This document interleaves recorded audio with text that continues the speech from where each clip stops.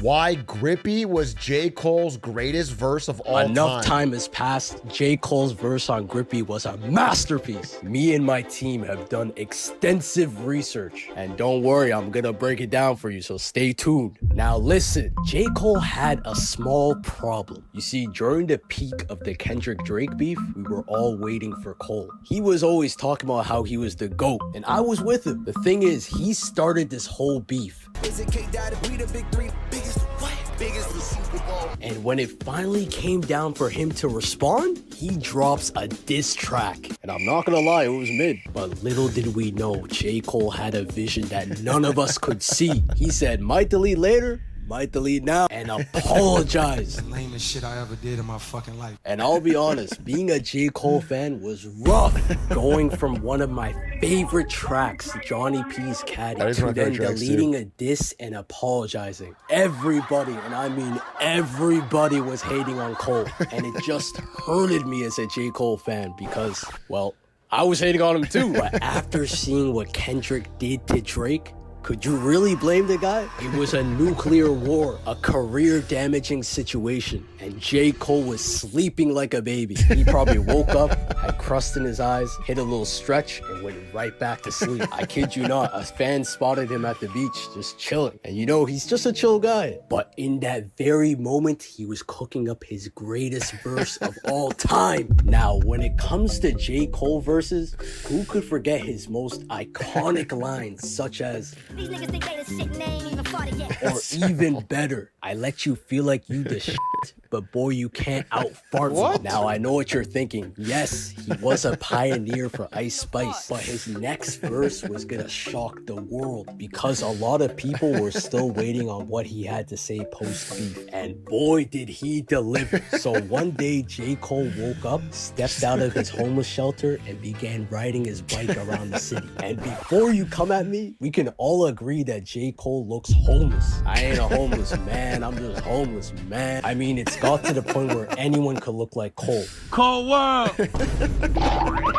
Don't forget the fans that always be chasing their dreams no matter how old they are. Unc still got it. And how could we forget the J. Cole meal? What a classic, man. So humble. Anyways, J. Cole and Cash Cobain finally dropped this song called Grippy, the verse that everyone was waiting for. And let me just say, it was brilliant. And I will now show you the peak of lyricism. She like my kick game. Did you hear that? Holy, this is a classic. Nigga, listen to it. Then go to sleep, wake up, listen to it again, nigga. I ain't gonna say it again, it's a classic. I don't even need to explain that line. But if you thought that was crazy, then the next thing that J. Cole says would be cemented in history. A line that was so unique that not only was it trending worldwide, but would be brought up in every single J. Cole conversation up to this day. And to the 10 viewers watching this, I will now show you J. Cole's greatest line of all time. It's Time out. Okay, time out. People always get the meaning of this wrong, so let me explain it to you. All right, so in this line, J. Cole is talking about his childhood and how... I'm sorry, I had to sneeze real quick. But in all seriousness, this song was horrible when I first heard it. Complete garbage. I mean, it literally became a brain rot term and is a stain on J. Cole's legacy. She said she was gay until I slayed. Now she's strictly diggly. Yeah, we doomed.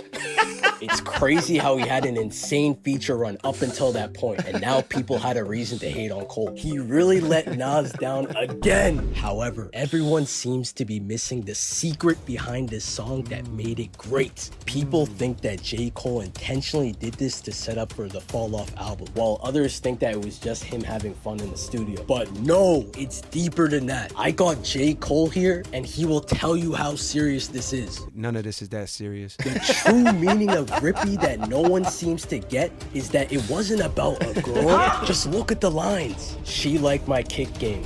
Phone with a nickname. Grippy. On the highway, I'm doing 150. What? Like, come on, do I have to spell it out for you? I showed the secret earlier in the video. Something that J. Cole cherishes and loves. And so, I'll be the first to say it. You heard it here first. The true meaning of Grippy was that it was about his bike. Ain't no loving my man. Shoe up, shoe up. Wow, that was powerful. That was fucking powerful. That was cinema. That was a great video.